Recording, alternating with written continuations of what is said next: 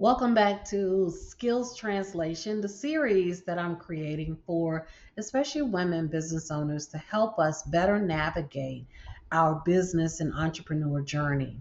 Today's topic is something that I found as I'm navigating through travel. Right now, I'm on a book tour, and so I meet a lot of women entrepreneurs. And what I found was a lot of times we don't understand the complete explanation of what business operations actually means, especially when we're starting out. We naturally use some aspects of business operation in our daily execution, but without knowing the full understanding of how to navigate, implement, and execute business operations, you may be doing an injustice for your business. So today we're going to do a really good overview to give you a better idea of what business operations is, how you are and should apply it to your business, and how to maximize the benefits of business operations.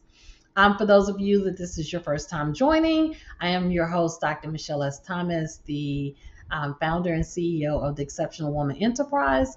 And I created the Color of Success specifically to help women, especially women of color entrepreneur, to overcome the high rate of failures that we seem to experience within our journey of building the empire that we desire. So, welcome to this episode of Skills Translation. In this series, we're talking about and dissecting into aspects that all entrepreneurs, women and men, should know and be able to apply to their businesses to find the level of success that you're looking for.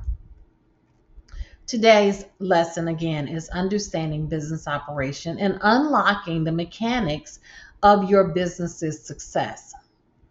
What is business or what are business operations? In basic layman's term, this is the backbone of any organization, no matter what size it is, whether you're starting out, whether you're scaling, or you're large corporations. In some aspects, you are applying business operations to the development and the overall success of the execution of your business.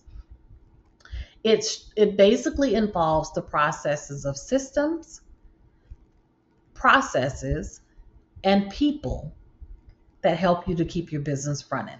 So when I walk into a business, and a lot of times as a consultant, I'm called into corporations and businesses to help them to find the pain point, what's failing, whether it is whether they can identify it or not identify it. They want to know what is going wrong and why aren't we able to achieve the success that we planned on. Where's the breakdown? And the first thing that I look at when I walk into a business is I look at the people of the business. I figure out what the processes of the business are and what systems and products that they're using within the business to execute their success. As long as you apply these three principles to your business, especially from an analysis standpoint, you want to make sure that the people of your business, whether even if you're a solopreneur, are you maximizing the skill sets necessary for you to be the expert to navigate your business? And I know when I say this, there's going to be some folks that might get a little rubbed from that, but it's true. As a business leader, as a business owner, sometimes you have to evaluate whether you're the right person to be executing all of the processes of your business. And if you're not, what makes you a great leader is being able to not only recognize that, but figuring out what the qualities of that person is and actively seeking the person that can come out and get that done. When I first started out in my businesses, my first company that I had was a hair company. And listen, I started this hair company because back in the day, that's what they told us that we need to be.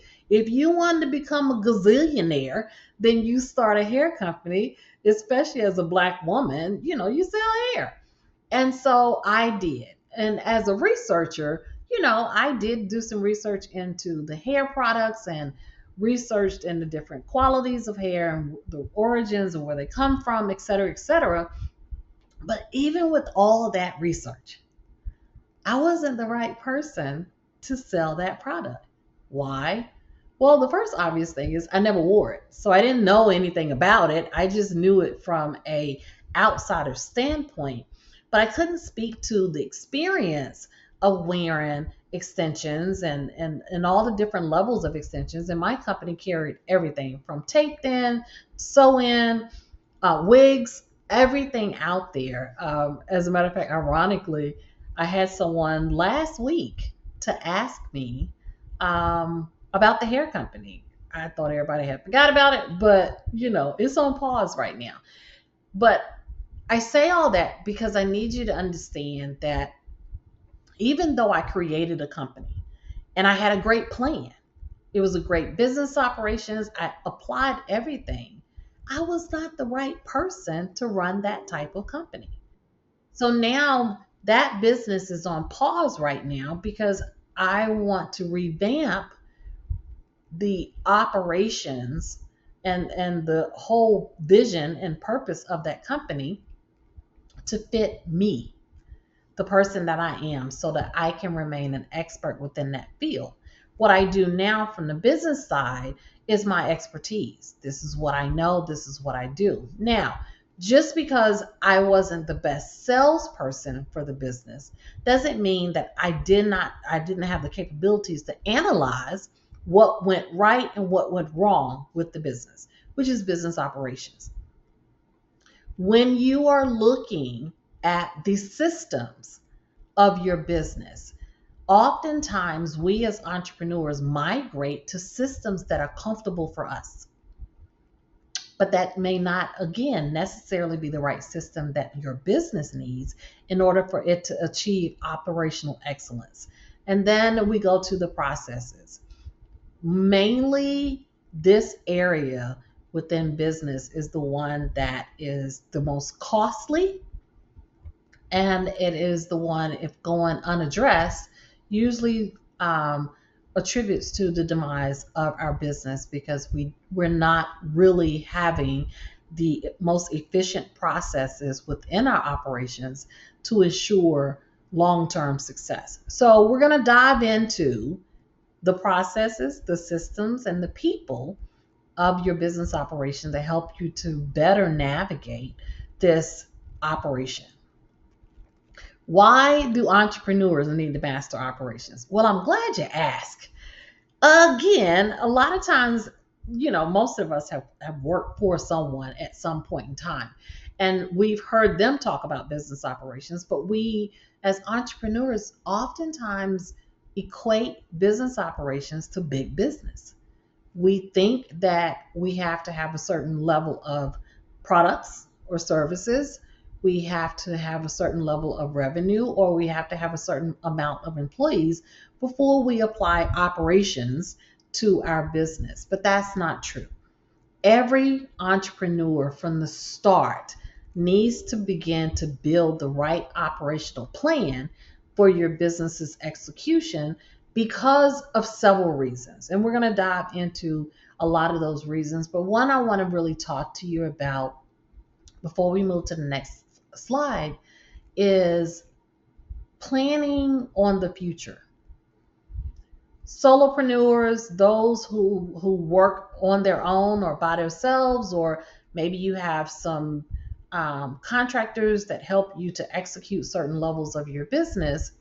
When you are the only, if you do not have an operational plan, I just want to put on your mind, what happens if you aren't available? What happens to that business if there's not a laid out plan for someone to help or step in during your time of unavailability? And that unavailability could be anything. It could be that you got sick, or it could be that you want to go on vacation. Come on, y'all. We don't plan on vacations and time off, especially when we start this entrepreneur journey, because for some reason, Somebody has us believing that if we're not doing this 24/7, 365 days, then we are not a business owner. That's not true. It's not true. There's no way physically for you to keep up the pace of that on a long term effect. And what happens, especially with women entrepreneurs, because we have so much other life that we have to handle, we get burnt out. So our business begins to suffer because there are aspects of our business that we can't focus on because there's so much hair on fire that we have to deal with on a day-to-day basis that we miss the planning piece.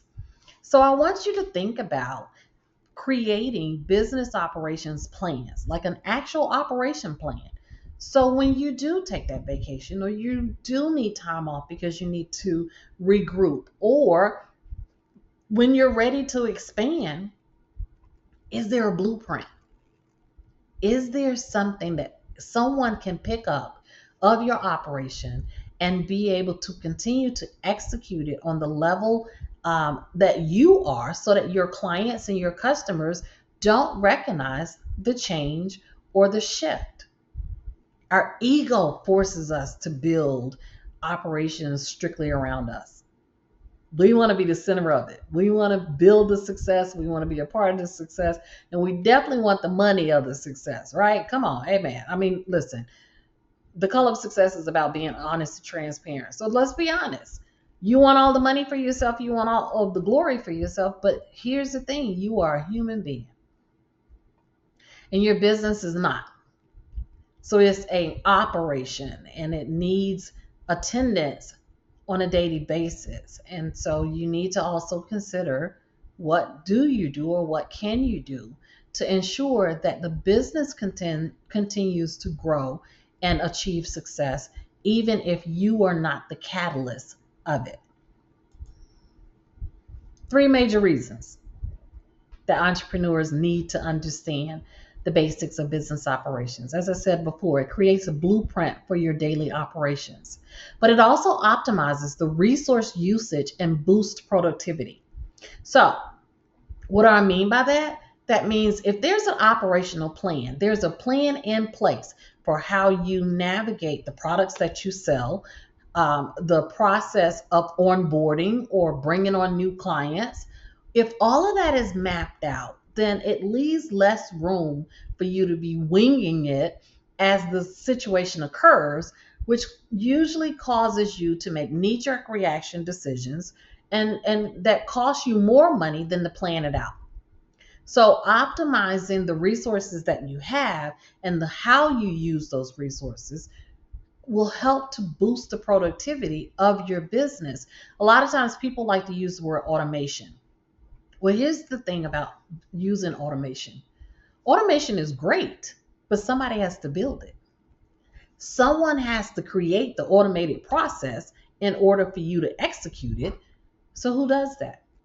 And if you're relying on a prepackaged system to give you all the answers, or our favorite new friend, ChatGPT, to create all of that process for you, you're settling yourself short because it's only giving you generic information, not specifics to your unique business, to your unique resources, and your unique qualifications.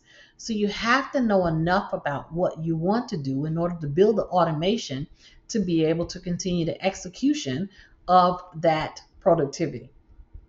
And the third thing is it provides a tangible, measurable foundation for scaling a business. We throw these terms around a lot. We talk about growth and scaling and expansion a lot.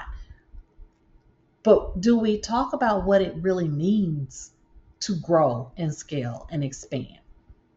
If you aren't measuring the amount of resources that it takes for you to operate or run your operation at the level that it's at now, then it's going to be very difficult for you to scale that operation because you're not going to know what you need. And again, what usually happens with entrepreneurs as a huge trap is that we think that we have this long learning curve to be able to do it.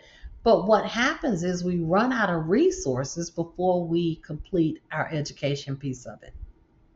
So these are the things that you want to learn, especially when your operation is small, when you're bringing in minimal cash, because the mistakes that you'll make will cost you less than for you to figure that you're using the wrong system, you have the wrong resources, or you built the wrong budget for a much larger scale business.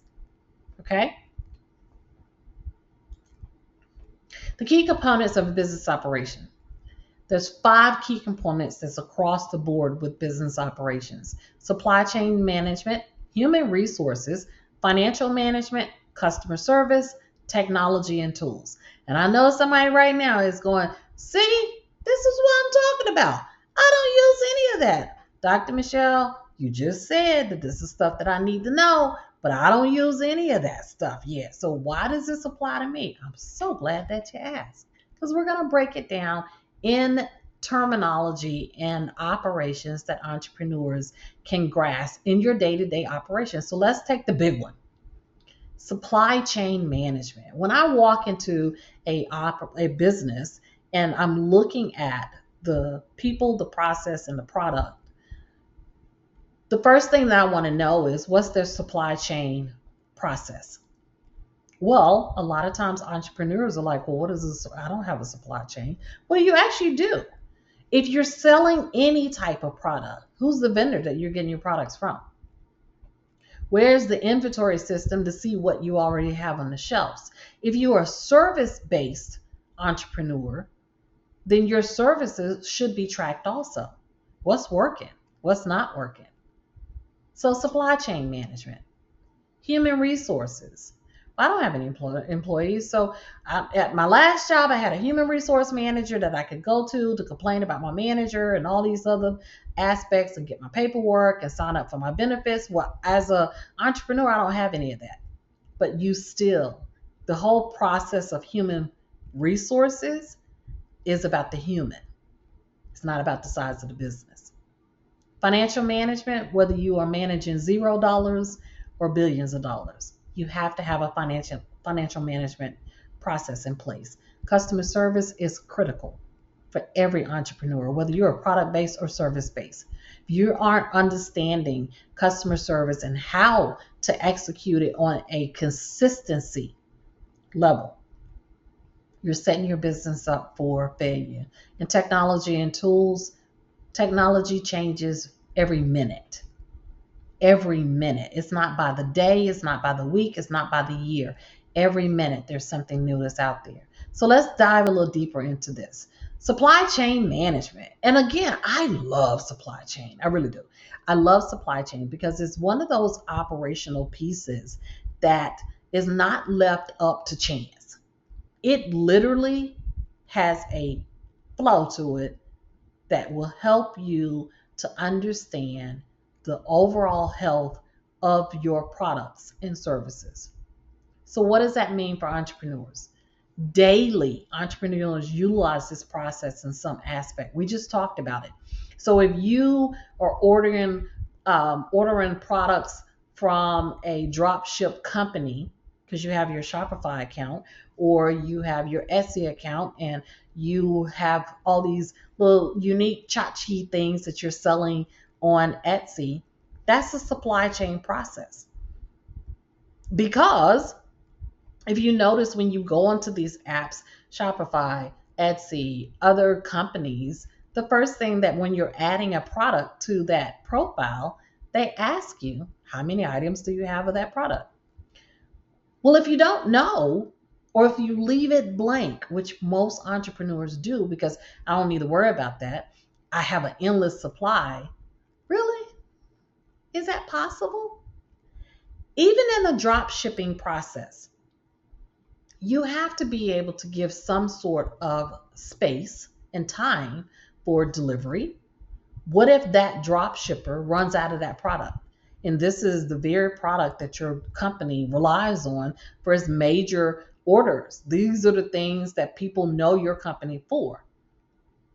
Well, if you only have one dropship company or one vendor that is offering that product for your customers, you sit in a space where if they stop, if they no longer carry it, if they increase prices, what you're making yourself vulnerable to everything that they want to do with their products and services, and all you can do is accept it. However, if you do your research and you have multiple suppliers for the products that you want to offer to your customers, it doesn't cost you anything. I teach a class that teaches you how to create your vendors and your suppliers by time. There is a quick delivery vendor, one that you know overnight within 24 hours, 48 hours, 72 hours, you can place an order and that product is there. A lot of times that's a local vendor that can help you, but you can get that product quick. And then you have your main vendor that you normally order your products from because that's your regular vendor. But you also have a backup vendor just in case that breakdown. And if we didn't see this anywhere else, we saw this during COVID and coming out of COVID. Restaurants, stores, you always heard the supply chain breakdown. Well, what did that mean? That meant that someone in another location was responsible for providing the products to that company, to that restaurant, to that department store. And because there was such a bottleneck that was happening with our dock system, a lot of stores and restaurants weren't able to get their products. And if they didn't have a second tier and a third tier vendor for them to get that supply from, they literally lost money. And as an entrepreneur, your operations is delicate right now. It's so sensitive. You can't afford for you not to sell something for a week or 2 weeks or 10 days. You have to have a backup plan, which comes with your supply chain management. It also, when it comes to you knowing this information, how does this help? It helps give you a better understanding of the complete process that can minimize the waste. It can get rid of antiquated processes, which is one of the biggest things that happens with entrepreneurs because we don't have a lot of resources, don't have a lot of money. So we're not in the midst of these industries. We're kind of on the outskirts of it. And so when things change or there's an abrupt interruption in a process or a product or how things are done within that industry, sometimes if you don't have your ear to the ground because there's so much information, you would spend all day just doing research. You don't really have the time to do it. Well, you could be navigating in an antiquated process and not know it, but your customers know it. But if you have a true supply chain management process, it can help you identify these antiquated processes so that you're not spending 6 months out of the loop. But it also helps you to lower costs and increase profitability. If you're spending time and money chasing down products, then that's less time and less money you have to servicing your customers and clients. Back to the hair thing. Let me tell you the funny story about the hair company. So I started this hair company, but I was still working full time.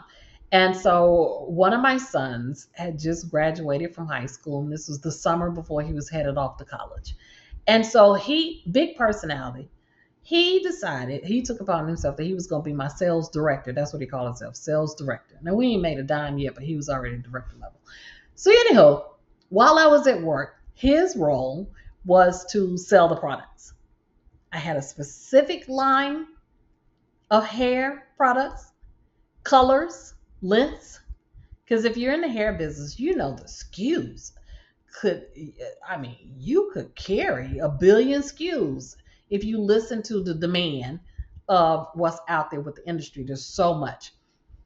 Well, I was smart enough to know that I only wanted a small SKU system so I could start getting my feet wet, build up some customers, get used to all of the process of taking the order in, getting it packaged. I had custom packaging, just and the delivery thing, just starting on. But my son didn't really care about my processes because he just wanted to be great in his own right.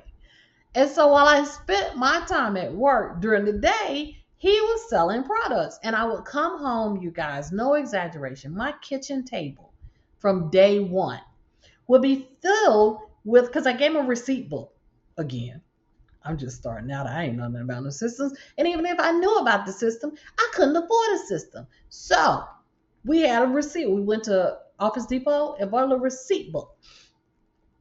Anyway, my kitchen table would be full of receipts within hours. Orders over orders over orders.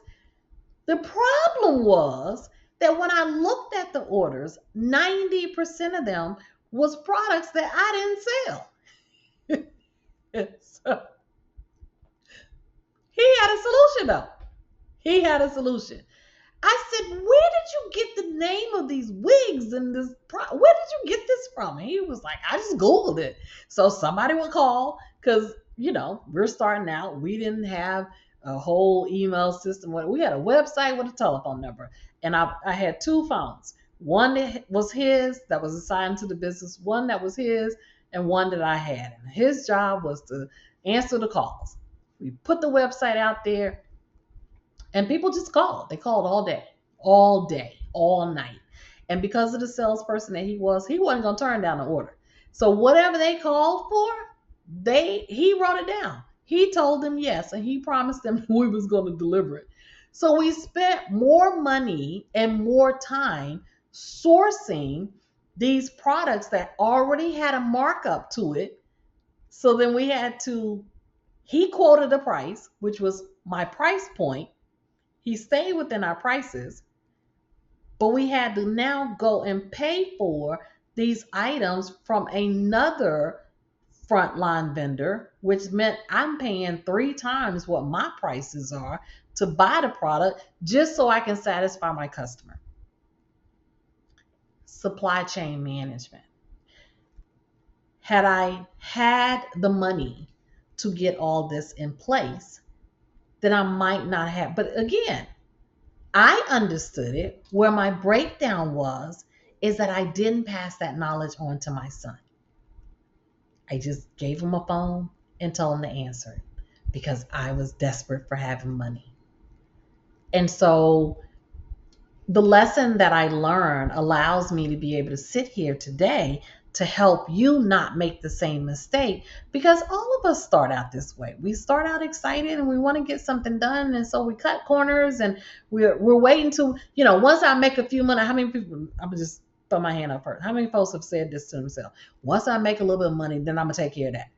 Once I make a little bit of money, then I'm gonna take care of that too.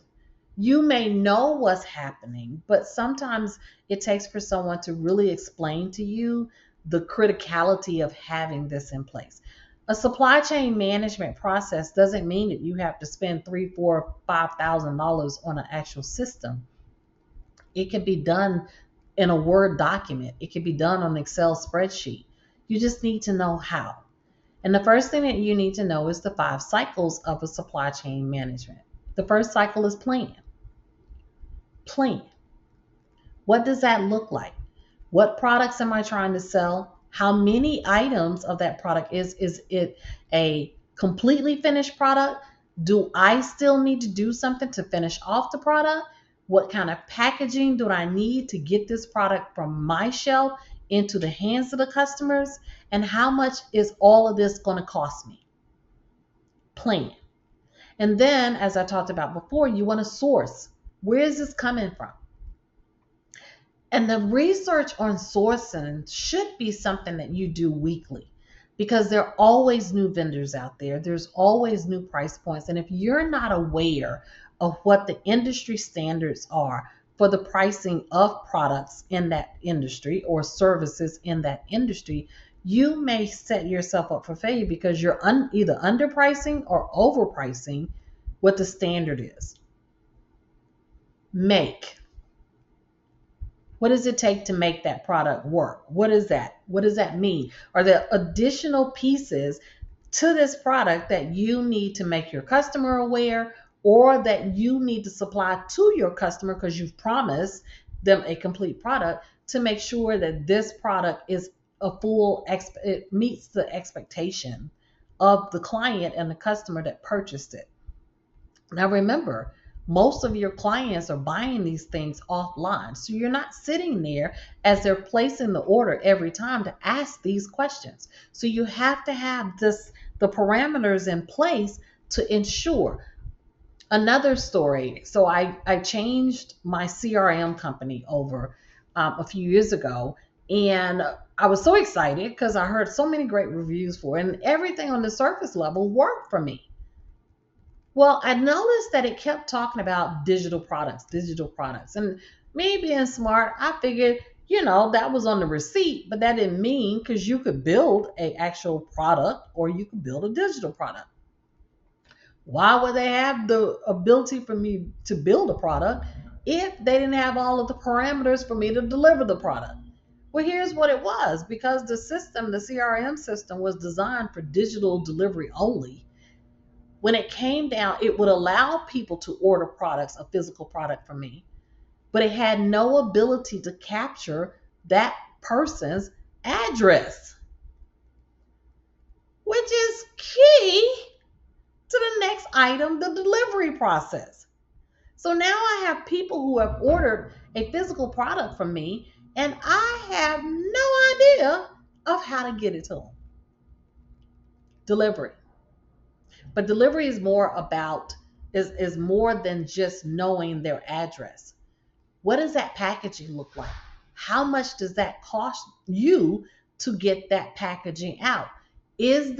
Are you delivering enough products that you need to set up a service for those packages to be picked up from your office? Or are you going to rely on the fact that every day you're going to load up your back seat with all these packages and drive to the post office or drive to UPS or FedEx and get this stuff sent off?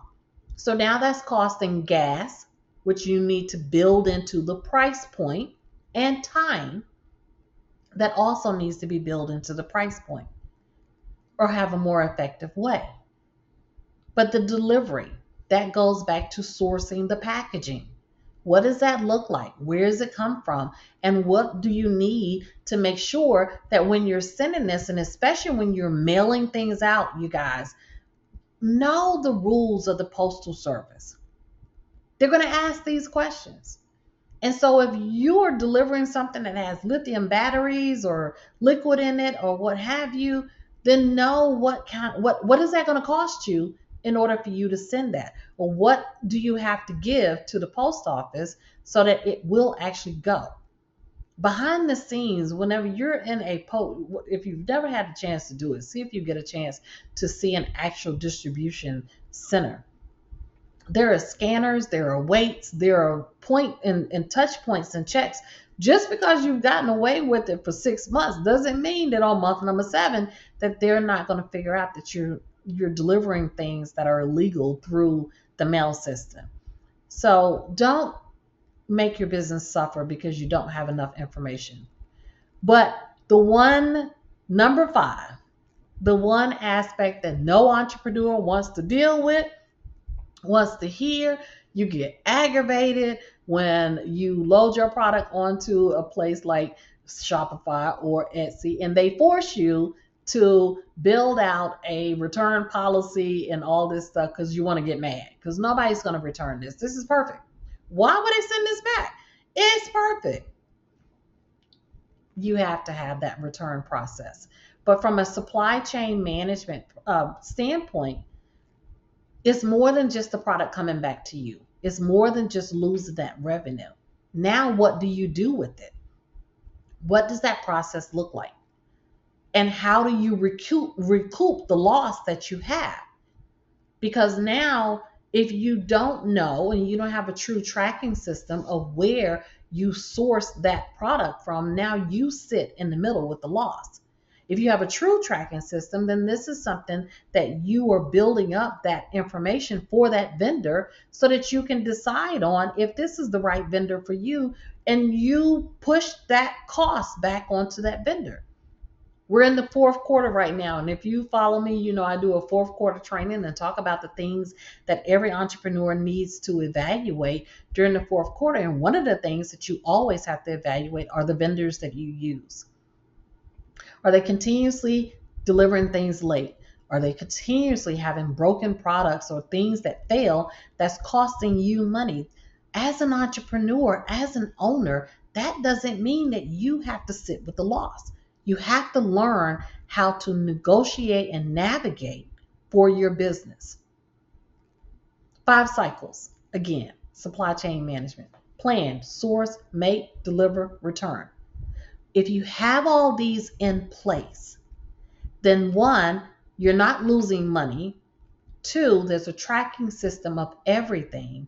And 3, it gives you a better way for you to evaluate what's working and what's not working. And if you have these cycles in place in order, you can tell what part of the cycle is broken. Human resources. I spent 20 something years in human resources.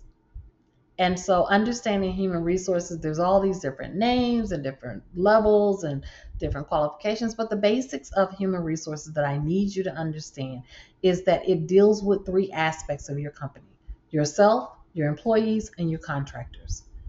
Oftentimes, entrepreneurs get caught up in going to third-party sources to get contractors to do work for you. Well, that third party source is tracking all of the money that you're paying to those contractors. So are you tracking and reporting that information? Are you storing that information properly? And if you don't understand the guidelines and the rules of bringing on contractors opposed to bringing on employees, then you're going to set yourself up for costly errors.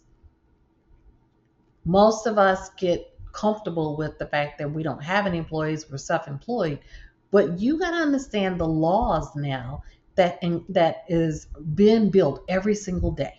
I tell people all the time, you know who else is on social media while you're on social media learning how to manage your business? The people who work for the government.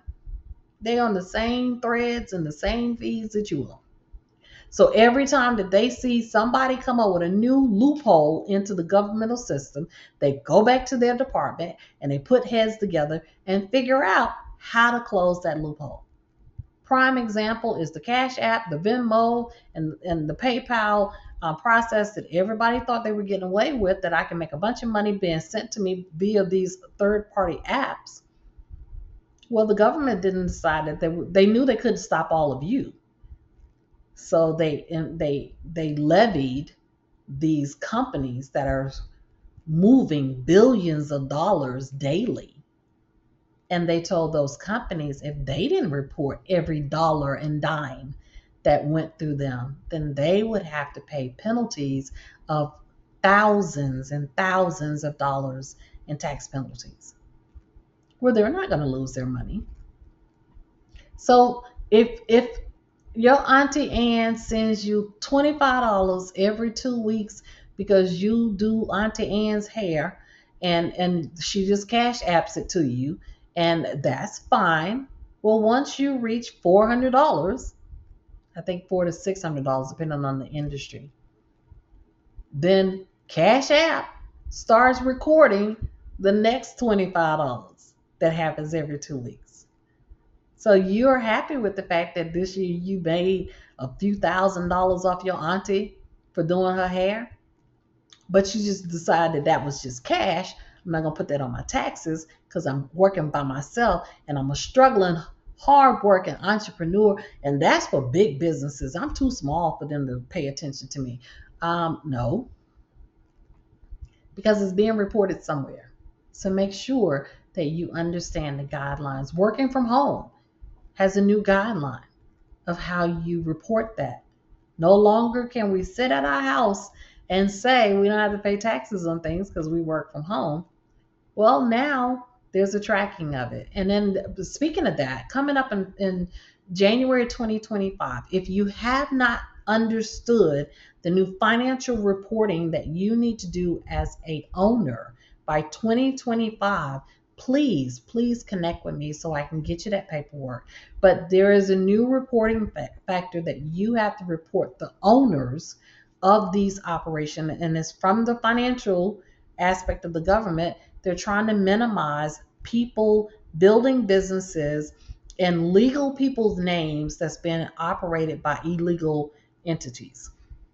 So you have to report those ownerships. And again, connect with us at the Exceptional Woman Network or connect with me, and then we can walk through how to report that and how to keep that stuff updated so that you don't get that penalty to come back on you.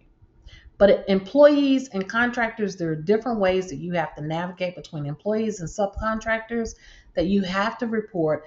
And even if you choose not to report it, you still need to know how to record it.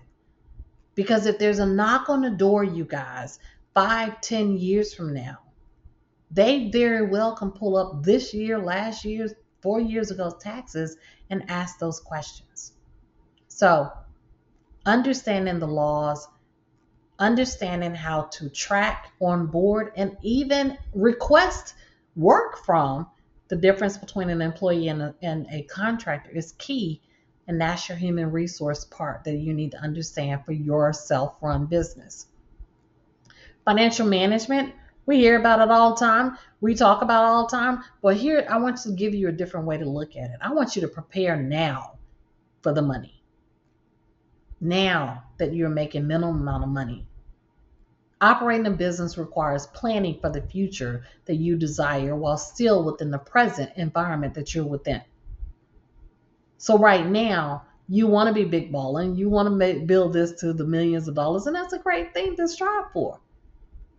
But you want to plan now on what happens when you get that. What happens when that big sale comes up? I can't tell you how many entrepreneurs, and listen, if it's you, I'm not calling you out because we've all done it. How many of us have loaded in the product and put a flyer out there for an event or for a sale? And even back during the COVID time, truth be told, there was a lot of experts that taught you that you sold the coaching program and you sold the plan before you built it. If you are doing that, please, from the archives of Dr. Michelle, please don't do that. Don't listen to that. Don't pre-sell something that you haven't built yet. Because here's what happens. Once you sell it, now you're in a scramble to try to execute this. You want to have something ready and you're always prepared for it to sell, even if it doesn't sell. Last year, I did a 5-month, 5-part series called Business Successions, and I sold minimum amount. But because it's built, because the recordings are there, doesn't mean that it goes to waste. I can always relaunch that. I can always put that out there. But when you're selling something, you want to be able to sell your clients and customers exactly what you have in hand. And when you pre-sell something that you haven't built, a lot of the times you forget what you promised. So plan for the money that you want to make now. Plan for the windfall. Plan for what happens when an order comes through. What happens when someone signs up for my coaching program? What happens when they sign up for the workshop? And all of the things that I promised, am I really ready to execute? Sometimes you might have bitten off more than what you're ready to deliver. And what happens with your customers and your clients is they remember that. So don't set yourself up for lowering the expectations of the people that are connected to you because you are trying to get the money so fast that you don't have all of the aspects of the operations of that particular source ready. What did it say? I always, or what is it? I stay ready. I don't have to get ready because I stay ready. Stay ready and keep your business ready for anything, especially when you're out there in the public. I can't tell you how many people walk up to me and ask me, do I have a book in hand? I have more swipe. I can listen. My phone has all of my products in it. I have a Square, I have a PayPal, I have accounts that I can pull this apparatus out, and it's a tap to pay, it's a swipe to pay, it is a link, it's a QR code. All of this stuff stays queued up in my possession wherever I am.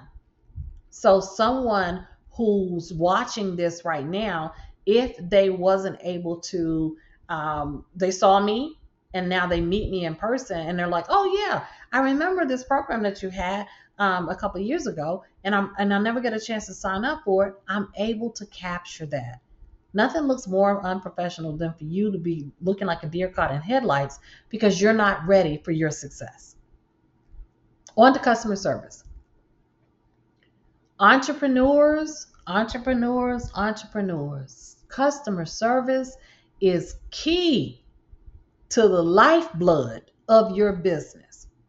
Nothing can break a business faster than for you to have terrible service. And listen, drop the pride with this. If you miss the mark on something, if your product fell apart, back to that return thing, if you overpromised and underdelivered and somebody wants their money back, quit arguing with them. Like for real. You're the expert. You're the owner. You are the provider. Find a solution. Don't get offended so fast. Mastering customer service as an entrepreneur will separate your business from the thousands of other businesses out there just like it. I know we all feel like that our business is different than everybody else, but the parameters of your business is similar to hundreds of thousands of other business and other operations. And now in this global economy, we no longer have the community base that they only buy from you because you are unique within that community. If you don't have it, if you can't fix it, if you don't care about your customers, they aren't loyal. They're going to go somewhere else. Their goal is to get the product. Their goal is to get the service. Your goal is to get the client and the customer. So evaluate your customer service process. What's the follow-up look like? Do you do and find feedback? Do you ask questions? Do you try to find out and connect outside of the time? One of the biggest things that hats off to my marketing manager, because again, I tell you guys all the time, I don't bring on yes people. I bring on folks that put me in my place and keep me grounded. And one of the things that she said when we were talking about one process that wasn't working, and the first thing she said was, because the only time that they see us is when we asking for something. And that hit me like, wow, you're right. Now, in business, are we selling? Absolutely. But that doesn't mean that every moment, 24 hours a day, whenever people saw me, they didn't know anything about me. They just knew about my products. So we had to change that. And our business appreciated it because I began to listen.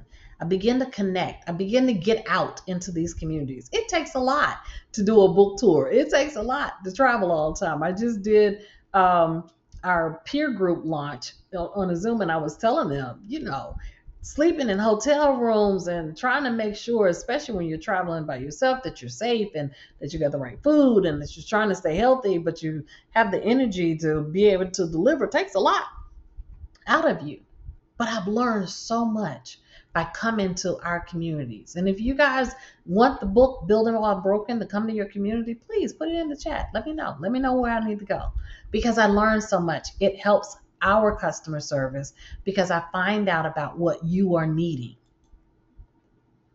And then finally, technology and tools. It's more than what you see.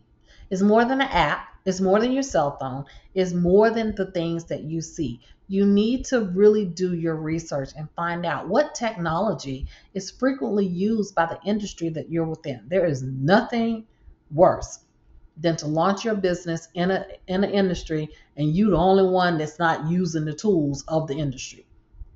And I see it a lot. I see it a lot where people have band-aided and rigged a way for them to do a process that is just an industry standard. Well, if you're not taking the time out to figure out what the industry that you're in, then you might not be gaining the customers that you need because you're not even using the right tools.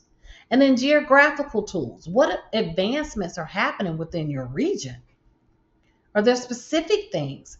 One benefit that I have with my husband having the opportunity to move us around the country is I learned that different regions have different movement. They have different ways of doing things. And so what happens, especially in this global world, you very well could be speaking from things that is common within your region and offending another region. So be careful about that. If you are going to be a national company or global company, do your research. What tools and what technology is being used in the target audience that you are targeting? And then audience skills. Now, this is usually what happens, especially with entrepreneurs starting out. We build our businesses and our ecosystem based off of our own expertise and our own knowledge. And so if you're not tech savvy, then you don't build a tech savvy business starting out. But you're trying to sell to an audience that's tech savvy. So they become disconnected. They can't relate to you. They might want your product. It may be the best thing out there. But if the way that it takes for them to get to you isn't advanced enough to fit the needs of themselves as an audience, they actually will bypass that pain point. They'll bypass it. So make sure that you stay advanced and up on the technologies and tools, which is a part of your business operation. This is a requirement. This is not something that is just, I'll think about it today. No, you need to build these tools and these 5 aspects into your business operations so that every single day it has its own checkpoint system. But mainly, please, please, please listen to this part. You need to identify your operational strengths as a leader. Are you utilizing the transferable skills that you gained during the companies and the jobs that you've had? Or have you forgotten those skills and now you're trying to continue to build something new constantly? One of my sons who handled my finances,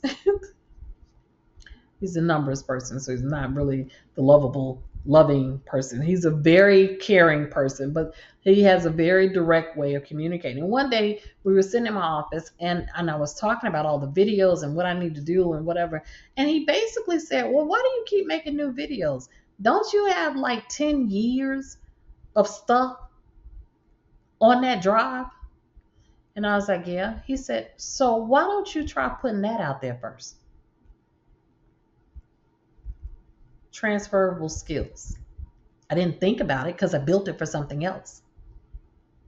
I didn't transfer that now that I'm doing this on my own to take those very training tools that I did, that I created, that I built for decades and move them into my business. Transferable skill sets.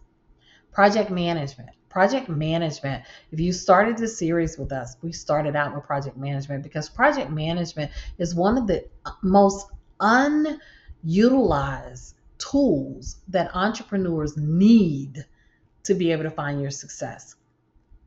Go back and find that first one on project management. It also will give you access to the project management partnership that we have to be able to get you that training and that certification in project management. But utilizing project management teaches your brain how to navigate your operations in segments into a whole. So you can dissect up your operations and be able to evaluate each segment of that operation that leads into the whole picture of your operation. And you learn that skill set through project management. But you also, another thing as a leader that you need to recognize is your own customer experience. You as a customer, what do you expect from the stores that you go to or the orders that you have? How do you feel when you have to wait another So when you ordered it, it told you it was supposed to be delivered at one date. And then all of a sudden, it's another 3 additional weeks before you get it. How does that make you feel? Because they didn't give you a heads up. So if you take your own customer experience and implement that understanding within your business, you're miles above your competition. Put yourself in the space of the customer. I have a friend of mine that actually she runs a ride share, and so she randomly will get out there and pick up rides because she needs to know what her drivers are experiencing. That's a great leader. Is it time consuming? Absolutely. What I learned throughout my businesses, there was a lot of times, I told you guys the story, and if you hadn't heard the story, I built a website for one of my events. I have annual business expos and conferences every year. And I had over 4,000 people in one day to visit my website. And I didn't make a sale. But I didn't make a sale, not because they didn't want the product. I didn't make the sale because I didn't complete the buying process. So I lost 4,000 people that wanted to buy these tickets. I lost them because they couldn't complete the sale. I didn't finish on the back end what I needed to do. And so that's why you need to make sure that you are taking yourself through the customer experience in all times to know what that looks like. You need to have knowledge of your business. It's more than just watching a webinar or listening to somebody's podcast and they telling you about the success that they acquired in the industry that they're in. And you want to rinse and repeat that. They can give you every blueprint, every template out there. But if you don't know that business, then you don't know what to look for. You're not able to be fluid in that business. So y'all know what fluid means? That means anytime that something shifts or something changes or something adjusts within that business, you are ready for it because you know it. I call this building your business in other people's shoes. You don't want to do that. And even if you've done that, that doesn't mean that you have to stay there. That means you have to do everything that you need possible and take the time out. Sometimes you don't have to get out of the social media thread and the conversation or the post that you're doing and actually take time out to build up your knowledge because your customers need that. What you cannot have, and I know you guys have done it. Think about you as a customer. Have you walked into a store or you talking to a vendor and they're trying to out talk you and you know that they don't know what they're talking about? What do you do? You use it as a challenge. You make sure that they know and they understand that, oh no, friend, that's not what you're gonna do to me. You're not gonna play me like that. So what makes you think your customers aren't going to do the same thing to you? So build up your knowledge of your business and mainly make sure that you remain on top of the weaknesses that you have as a leader. Sometimes you have to listen in order for you to lead. So figure out where your weak spots are. Figure out what your triggers are. Figure out what your tendencies are as a leader so that you can continue to work on strengthening those and it doesn't negatively impact your business because you aren't trying to continue to improve yourself. Building systems that work for you, which is very key. I can tell you everything that needs to happen, but if it doesn't fit the person that you are and it's not something that you're comfortable with, you're not going to sustain it. So you want to make sure that you create repeatable processes for efficiency. You want to use automation tools for tasks like scheduling and invoicing. And you want to delegate effectively to focus in on growth. But the key is it has to be something that works to your understanding and your abilities. If you get an app, because I suggest an app, and all it does is just frustrates the shit out of you. I'm sorry, Jesus. I'm just saying. If that's what keeps happening, guess what you're not going to be apt to do? You're not going to keep going back to that app. You're just going to let it sit there. So find systems and build systems that work for you, that can be sustained over and over again, that you can actually work and navigate and utilize the full system. Analyzing and improving your operations continuously. You want to make sure that you're always doing audits. Conduct regular audits of the workflows. Are they broken? Remember, 4,000 people wanted to buy tickets from me, but I had a broken process, so they couldn't do it. Audits. Audit your systems, audit your workflows, audit your automations to make sure that they're actually working. Use metrics. You want to use metrics like KPIs to assess the efficiencies. Key performance indicators, that's a KPI. And so KPI is not a blanket thing for you to apply to the whole business. You want to make sure that you're taking an aspect of your business and figuring out what that measurable is for that aspect. And there's more than just finance, you guys. Oftentimes we measure our businesses because we think in a cash-based mindset. But there are things that may be affecting your cash that has nothing to do with your cash. Again, maybe your systems aren't working right. Maybe you don't have the right systems. So you want to make sure that you create these measurables, these KPIs, and these touch points that have a regular touch point so that you catch it before you lose 4,000 people. And Kaizen. Kaizen is not a word that's commonly used around entrepreneurs, but if you know anything about a Kaizen, you want to make sure that you are continuously improving the operations that you have based off of the feedback that you're getting, based off of what your team is telling you, and based off of timing.